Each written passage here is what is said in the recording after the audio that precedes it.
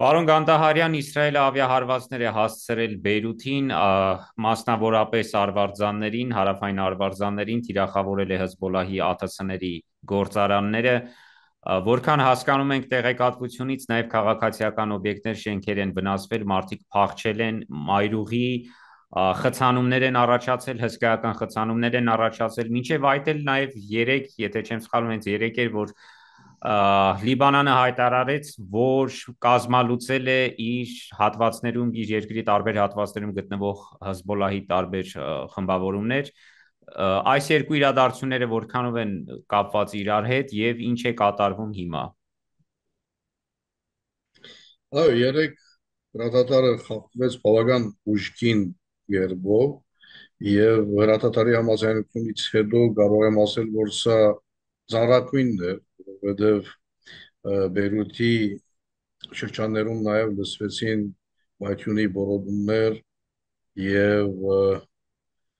ավիահարվածներ էին հիմնականում թիրախային նախապես զսկուշացրել էին, որ ժողովուրդը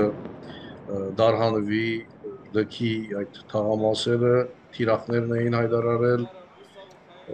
Գիտեք, հրատատարը անverջ այս ձևով խախտվում է եւ անօդաչու սարքերով եւ ավիահարվածներով ռազմական գործողություններով, չնայած նաեւ վաղուց սպառել է 60-օրյա ժամկետը, որից հետո պետք է իսրայելյան ուժերը հերանային Լիբանանի հարավից, բայց միաժամանակ ասեմ, որ նախին այդ պատերազմական ընդհանուր թողու փոխի մթնոլորտը կամ իրավիճակը չէ, յանքը որոշակի առումով կարող եմ ասել, որ վերադարձել է բնականոն համեմատաբար իհարկե, բայց հրատատարը խախտվում է Իսրայելի կողմից հիմնականում եւ դրա դիմաց ճիշտ է, որ Հեզբոլլահի ուժերը նահանջել են Լիտանի քետից այն կողմ, ճիշտ է նաև, որ այսպիսով զինաբաշարներ, զինամթերքներ քանդվում են կամ ուրեմն այդ հարվածներից հետո լիբանյան բանակը ստացվում է եւ թիրքերը եւ այդ ռազմագետերը, այս բոլորը զուգահեռ ընթանում են, բայց հրատատարի համաձայնությունը լիարժեք չի հարկվում, բայց եթե կարող ենք այնպիսի ձևակերպում բնութագրում տալ, որ հրատատար խախտումներով հատկանշված միաժամանակ ջիկ վերականգնողական աշխատանքների եւ ուրեմն ժողովրդի կյանքը բնականon ուն վերադարձնելու որոշակի քաղաքականություն։ Ահա սա է ընդհանուր իրավիճակի փնտրումը, որը կարող եմ տալ, չնայած ինչպես ասեցի, երեկվա ավիահարձակումները բավական ուժգին էին, որոնք խոջաբային մթնոլորտ ստեղծեցին։ Վնասվածքներ ստացող քաղաքացիներ կան։ Գիտեք, պաշտոնական լրահոսում նման տեղեկություններ չկան, բայց որովհետև նախապես զսկուշացրել էին ուղագի թիրախ նշելով, որովհետեւ այդ տղամասի բնակչությունը դարհանվի կամ լքեն իրենց տղամասերը այդ առումով, բայց բնականաբար ավերը, շենքերի փլուզումները հստակ են եւ յուրաքանչյուր թիրախային գործողությունից հետո բավական աշխատանք է պետք այդ բոլորի վերականգնման համար։ Գիտեմ, ասեմ նաև, որ հարավը ընդհանրապես պատերազմի հետևանքները վերականգնելու առումով դեռ լայնամասշտաբ ծրագրեր չեն իրականացվել, բայց դա իմ քաղաքական բացատրություններ ունի անշուշտ։ Կա նախնական հաշվարկ, վերականգնումը ինչքան ժամանակ եւ ինչքան գումար կարժենա։ Գումարային առումով չեմ կարող ասել, բայց գիտեք, այստեղ ինչի համար ասեցի, որ սա քաղաքական նաև իր շարժարիքները եւ բացատրություններ ունի, որովհետեւ վերջերս Բեյրութ էր եկել Իրանի արտգործ նախարարը Այո։ եւ բազմաթիվ հանդիպումներ եւ նախագահի եւ վարչապետի մակարդակով եւ հայտարարությունները, եթե փորձենք վերլուծել Իրանի արտգործ նախարարին Արաքշիին, այնտեղ կարևոր ուշագրավ առանցքային գեդեր կան այն առումով, որ Իրանը պատրաստ է լայնածավալ աջակցություն դրամատրելու Լիբանանին, եթե պաշտոնական Բեյրութը դիմի իրեն Տեհրանին, այսինքն Բեյրութը բնականաբար տարբեր երկրներում նման դիմումներ ներկայացրել է եւ արևմտյան երկրներին եւ արաբական երկրներին, բայց նման հայտարարությամբ բաց է դառնում, որ Իրանին չի դիմել, որովհետև բնականաբար Իրանը շահագրգռված է, որ Իսրայելի սահմանամերձ շրջաններում ուրեմն իր ասոցիացիան ներքո շիի համայնքը վերստին բնակվի, այսինքն վերաբնակեցվի եւ դրա համար պետք են համալիր ծրագրեր եւ բնակարանային եւ ընդհանրապես շինարարական վերականգնողական սա բնականաբար փոխում է նաեւ Լիբանանի կառավարության կամ Լիբանանի պետության շահերից եւս, բայց սեյության խոչընդոտ կա եւ այդ խոչընդոտը փաստորեն Միացյալ Նահանգներից է, որ Իրանը չհամալերի այն երկրների շարքը, որոնք պոտենցիալ ուրեմն դոնոր են կամ աջակցող են կամ ներդրումային տեսքով ծրագրեր իրականացնող են։ Բայց նույն հայտարարություններում նաև առընթեր արտգործ նախարարը Իրանի հայտարարեց, որ որոշակի լավատեսական տնայնությամբ հայտարարեց ակնարկեց Միացյալ Նահանգների հետ միջուկային օրակարգով ընթացող բանակցություններին։ Այսինքն, եթե քաղաքականորեն փորձենք վերլուծել դիտարկել այս բոլորը կամ մեկնաբանել, ստացվում է այն, որ եթե այդ ուրեմն բանակցությունները արդյունավորվեն, Իրանը նաև տնտեսապես կապաշրջապատվի եւ նաև հնարավորություն կունենա ուրեմն միանալու այն երկրների շարքին, ովքեր պիտի աջակցեն Լիբանանին, չնայած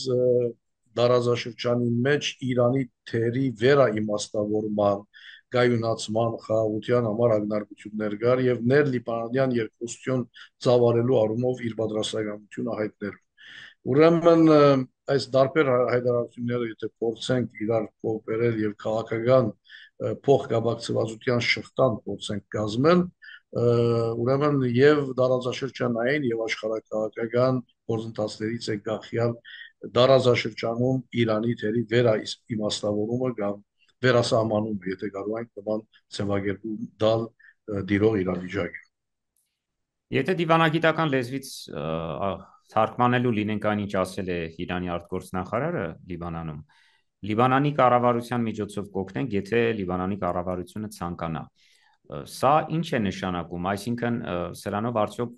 Իրանը չի փորձում ցույց տալ, որ շարունակում է հավատարիմ մնալ Լիբանանին,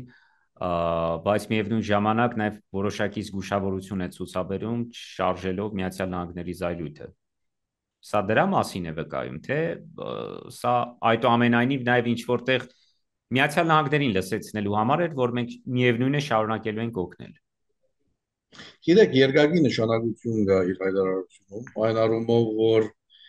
ինքը շահագրգռված է, որտեղ այստեղ շիի մեծ համայնք կա, գլխավոր համայնքներից մեկը, եւ այդ շիի համայնքի քաղաքական ուժերը կամ ընդհանրապես այդ համայնքը մեծ հաշվով աստվածության ներքո է Իրանի եւ դա Իրանի համար կարևորագույն խաղատուղթ է։ Այսինքն, եթե պրոքսի պատերազմում Հեզբոլլահը իբրև ռազմական միավոր ուրեմն այդ թերներ վերցվել, բայց ընդհանրապես շիի համայնքը Հեզբոլլահը աmal շարժումը նաև իր քաղաքական փոքսիներն են այս դեպքում եւ այդ միավորված ուրեմն զանգվածային քաղաքական կորձոնի պահպանման առաջադրանքը բարձր Տերանի շահերից է փոխում։ Ուրեմն Իրանը ուզում է ակտիվ ներգրավված լինել Լիբանանի վերականգնողական աշխատանքներին տնտեսական ներդրումային տեսքով ամենայն դեպս իր արկայությունը աստվածության կոդին պահպանելու համար, որովհետեւ բացի շիի համայնքից բնականաբար նաև թերևս Իրանն ու Իսրայելը միմյանց անվտանգության գլխավոր սպառնալիքը շարունակում են մնալ եւ այդ առումով Իրանի աստեցությունը Լիբանանում կարևոր է։ Չնայած Հեզբոլլահը նախին Հեզբոլլահը չէ, Համասը նախին Համասը չէ, Սիրիայում իրանյան ռազմահենագետերը չկան պաստորեն, Իրաքում նույնը չէ, հուսիների առումով ճիշտ է որ գործողություններ իրականացվում են, բայց դրա պատասխան գործողությունները լինում են շատ ավելի հուժկու եւ գիտեք, ընդհանրապես դարաշրջանում քաղաքական քարտեզի վերակցման այս գործընթացում պիտի նկատել իրանյան փոքսի հենագետերի երեկվան եւ այսօրվան իրավիճակը դրանից որոշ հետևություններ պիտի անել եւ տեսնել իրանյան թերագադարության վերասահմանման այդ ընդհանուր միտումը, որը այսօր տեսանելի է դարաշրջանում, կոնկրետ այս դեպքում նաեւ Լիբանանում։ Ես հասկանում եմ, որ վերլուծելը բավականին բարդ է, հատկապես այն կետով, որը հիմա պատրաստվում եմ ձեզ ներկայացնել եւ քննարկել, Ամսի 3-ին, հունիսի 3-ին փաստորեն Իրանի արտգործնախարարը գալիս է ներկայացնում իր պատրաստակամությունը, երկրի պատրաստակամությունը շարունակել օգնել Լիբանանին, միևնույն ժամանակ ընդգծում է իր մշտական քաղաքականությունը Իսրայելի հարցում, ասելով, որ սիոնիստական ուժերը օկուպացրել են Լիբանանի տարածքի այս կամ այն հատվածը եւ դրանից 3 օր հետո տառացիորեն 3 օր հետո լինում է այս ուրեմն աղետը, ինչի մասին որ հենց ամենասկզբում հարցազրույցի քննարկեցինք, այստեղ էլ կապ պետք է գտնել, կարող ենք գտնել, թե Այո, ձեր նշած այս իրադարձությունների հաջորդականությունը բնականաբար որոշակի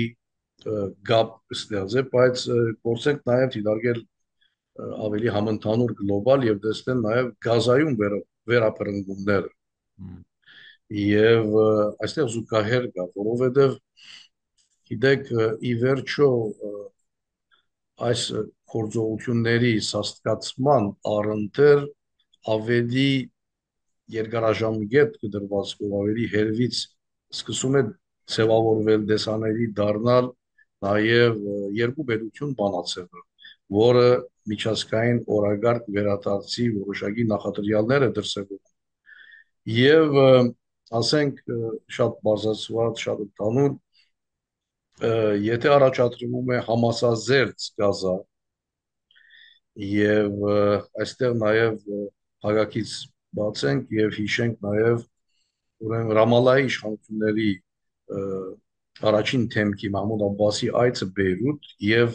գիտեք անվերջ խոսվում էր Հեզբոլլահի զինատապման մասին, առաջնային օրագարկի վերածվեց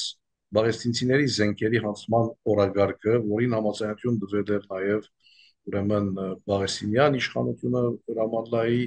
որ նաև բանակցեց Լիբանանի Հանրապետության նախագահի եւ վարչապետի հետ այս օրագարկով եւ գոյացավ համաձայնություն։